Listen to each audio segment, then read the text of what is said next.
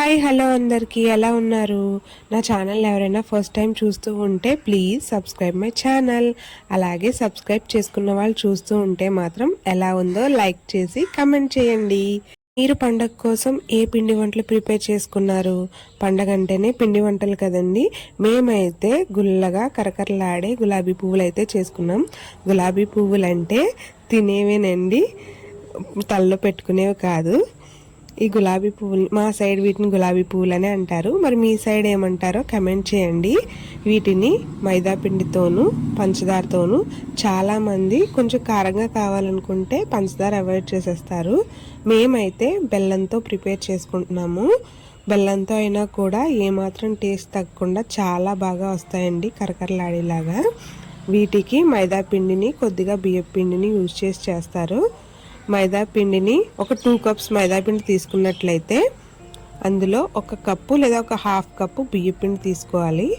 బెల్లం 2 కప్పులు అయితే 2 కప్పులు, లేదా మీరు ఎంత స్వీట్ తినగలిగితే దాన్ని బట్టి చూసుకొని వేసుకోండి. బెల్లాన్ని బాగా తురిమేసి వేసుకుంటే బాగా కలిసిపోతుంది. అదే పంచదారతో అయితే 1 కప్పుకి హాఫ్ కప్పు పంచదార వేసుకుంటే సరిపోతుంది. ఇలా వేసుకుని అందులో టేస్ట్కి సరిపడా సాల్ట్, అలాగే కొద్దిగా ఒక పించ్ ఆఫ్ బేకింగ్ సోడా వేసుకొని వాటిని అన్నిటిని ఒక గిన్నెలో వేసుకొని పిండిని అంతటిని ఇలా కొద్దిగా వాటర్ కలుపుకోవాలండి. బెల్లం అనేది పూర్తిగా కరుగుతుంది. ఇలా కలుపుకుంటే వాటర్ అనేది ఒకేసారి వేసేయకూడదు. ఎందుకంటే ఒకేసారి వేస్తుంటే మళ్ళీ లూజ్ అయిపోయింది అనుకోండి, పిండి వేసుకుంటే టేస్ట్ అనేది మిస్ అయిపోతుంది. టేస్ట్ మారిపోతుంది కదా, పిండి ఎక్కువ, పంచదార తక్కువ, స్వీట్నెస్ తక్కువ అలా అనిపిస్తుంది. అందుకే కొద్దిగా వాటర్ వేసుకోండి. కావాలంటే వాటర్ కలుపుకోవచ్చు. అదే మళ్ళీ లూజ్ అయిపోయిందంటే పిండి కలుపుకుంటే టేస్ట్ అనేది పోతుంది. కన్సిస్టెన్సీ అనేది కొంచెం లూజ్గా, చాలా మరీ అంత థిక్గా కాదు, మరీ అంత పలుచగా కాదు ఉండేలాగా కలుపుకోవాలి కొద్దిగా వేసుకుంటూ.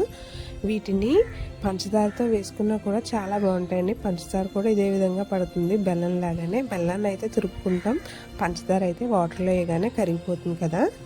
ఇంకోండి, కన్సిస్టెన్సీ అనేది ఇలా ఉండాలి. పిండి కన్సిస్టెన్సీ అనేది ఇలా ఉంటే పర్ఫెక్ట్గా వస్తాయండి గులాబీ పూలు. ఈ గులాబీ పూలకి అనేది గుత్తి అనేది కరెక్ట్గా ఉండాలి. ఆ గులాబీ పూల గుత్తి అనేది పర్ఫెక్ట్గా ఉంటే నిజంగా చాలా బాగా వస్తాయండి. ఈ గులాబీ పూల గుత్తి అనేది మనం వేసుకున్నంతసేపు, ఒక పువ్వు వేసిన తర్వాత మళ్ళీ దాన్ని అలాగే ఆయిల్లో పెట్టి మరగనివ్వాలి. అది ఆయిల్లో బాగా మరిగి హీట్ అయిన తర్వాత ఇలా పిండిలో పెట్టినప్పుడు సుయ్యని ఒక సౌండ్ వస్తుంది. అప్పుడు పర్ఫెక్ట్గా గులాబీ పువ్వు చక్కగా పువ్వులా విచ్చుకొని మంచిగా వస్తుంది అన్నమాట. అలాగా మనం ఒక పువ్వు వేసిన తర్వాత మళ్ళీ ఆ గుత్తిని అలాగే ఆ నూనెలోనే బాగా హీట్ అయ్యేలా చేసి అప్పుడు ఇలా పువ్వు ఒక్కొక్కటిగా వేసుకోవాలి. చాలా తొందరగా వేగిపోతాయి, అలాగే చాలా ఫాస్ట్గా కూడా అయిపోతాయి. ఎక్కువ టైం తీసుకోవు. ఎంత తక్కువ కన్సిస్టెన్సీ అయినా సరే ఎక్కువ క్వాంటిటీ ఎక్కువైనట్టు ఉంటాయి. పిండి మనం తీసుకునేది తక్కువే కావచ్చు, కానీ ఇవి క్వాంటిటీ కూడా చాలా ఎక్కువ అవుతాయి అన్నమాట. అలాగే ఎక్కువ టైం కూడా తీసుకోవు. చాలా తొందరగా అయిపోయినట్టు ఉంది పని.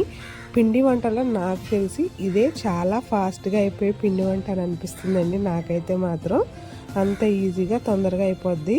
ఒక్కలే ఉన్నా కూడా చాలా ఈజీగా వేసేసుకోవచ్చు. ఇద్దరు ఉంటే ఇంకా ఫాస్ట్గా అయిపోతుంది పని అనేది. అసలు పిండి వంట చేసినట్టు అనిపించదు, అలసటగా కూడా అనిపించదు. చాలా క్రిస్పీగా కరకరలాడుతూ తక్కువ టైంలో చాలా చక్కగా ఎక్కువ క్వాంటిటీతో వస్తాయన్నమాట. మీరు కూడా ట్రై చేయండి ఈ పండగకి.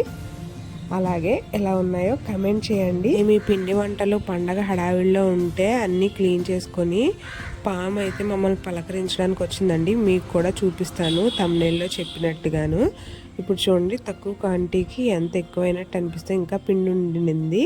చాలా క్రిస్పీగా కరకరలాడుతూ పిల్లలు కూడా చాలా ఇష్టంగా తింటారండి. మళ్ళీ చెప్తున్నాను, 2 కప్స్ మైదా తీసుకుంటే అందులో 1 కప్పు హాఫ్ కప్ బియ్యం పిండి తీసుకోవాలి.